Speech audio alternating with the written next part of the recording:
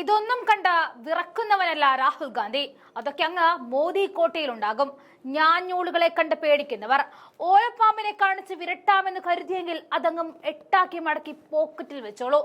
6 മാസം കുത്തിയിരുന്ന് 7 അടിയോളം വരുന്ന വോട്ടർ പട്ടിക ഇഴകീറി പരിശോധിച്ച് അതിന്റെ നെല്ലും പതിരും വേർതിരിച്ച് ഈ രാജ്യത്തിന് മുന്നിൽ കാണിക്കാമെങ്കിൽ നിങ്ങൾ ഓർത്തു വെച്ചോളൂ, രാഹുൽ അത്ര നിസാരക്കാരനല്ല എന്ന. തെരഞ്ഞെടുപ്പ് കമ്മീഷന്റെ ഭീഷണിയിൽ രാഹുൽ ഗാന്ധി ഭയക്കില്ല എന്ന് പപ്പു യാദവ് MP പറഞ്ഞു വെക്കുകയാണ്. തെരഞ്ഞെടുപ്പ് കമ്മീഷൻ പെരുമാറുന്നത് BJPയുടെ വക്താവിനെയും ഗുണ്ടയെയും പോലെയാണെന്നും പപ്പു യാദവ് അടിവരയിടുന്നു. ഇംപീച്ച്മെന്റ് കൊണ്ടുവന്ന തെരഞ്ഞെടുപ്പ് കമ്മീഷനെ പുറത്താക്കുമെന്നും പപ്പു യാദവ് പ്രതികരിച്ചു. BJPയുടെ ഗുണ്ടകളെ പോലെ രാഹുൽ ഗാന്ധി തെരഞ്ഞെടുപ്പ് കമ്മീഷൻ ഭീഷണിപ്പെടുത്തുന്നു. ഭരണഘടനയ്ക്ക് വേണ്ടിയാണ് രാഹുൽ പോരാടുന്നത്. നരേന്ദ്രമോദിയെ ഭയക്കാത്ത രാഹുൽ ഗാന്ധി തെരഞ്ഞെടുപ്പ് കമ്മീഷനെ കണ്ട് ഭയക്കുമോ എന്നാണ് ചോദ്യം. രാഹുലിന് മാത്രമേ ഈ രാജ്യത്തെ സംരക്ഷിക്കാൻ സാധിക്കുകയുള്ളൂ. വോട്ട് മോഷ്ടിക്കാതെ BJPക്ക് വിജയിക്കാൻ സാധിക്കില്ല.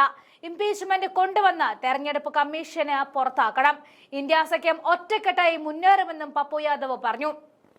അതേസമയം വോട്ട് മോഷണത്തിന് എതിരായ പ്രതിപക്ഷ നേതാവ് രാഹുൽ ഗാന്ധിയുടെ വോട്ടർ അധികാർ യാത്ര 3ാം ദിനത്തിലേക്ക് കടന്നു. വലിയ ജനപിന്തുണയാണ് രാഹുലിന്റെ യാത്രയ്ക്ക് ബീഹാറിൽ ലഭിക്കുന്നത്. വസീർഗഞ്ചിലെ പുനാവയിൽ നിന്നും കൊണ്ട് ഇന്ന് യാത്ര ആരംഭിക്കുക.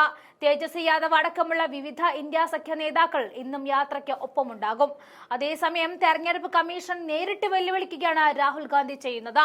ഇന്ത്യയുടെ മുഖ്യ തെരഞ്ഞെടുപ്പ് ഓഫീസർ ജ്ഞാനേഷ് കുമാർ BJP അംഗത്വമെടുത്തിട്ടുണ്ടെങ്കിൽ അക്കാര്യം തുറന്നു പറയണമെന്നാണ് രാഹുൽ ഗാന്ധി പരിഹസിച്ചത്.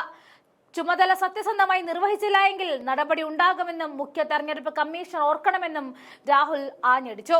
എല്ലായിടത്തും വോട്ട് കൊള്ള നടക്കുകയാണ്.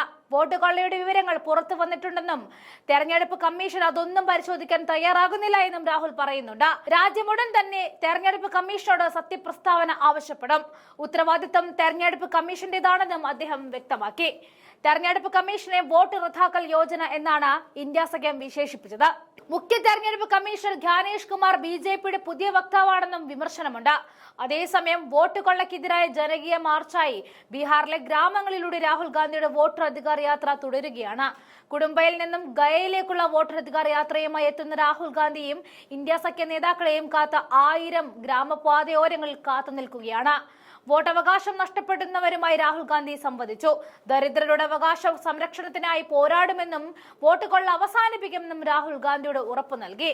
അതേസമയം ഡൽഹിയിൽ AAP അടക്കം ഒപ്പം നിർത്തിയാണ് ഇന്ത്യ സഖ്യം രാഹുലിന്റെ ആരോപണങ്ങൾ ആവർത്തിച്ച തെരഞ്ഞെടുപ്പ് കമ്മീഷനെ കടന്നാക്രമിക്കുന്നത്.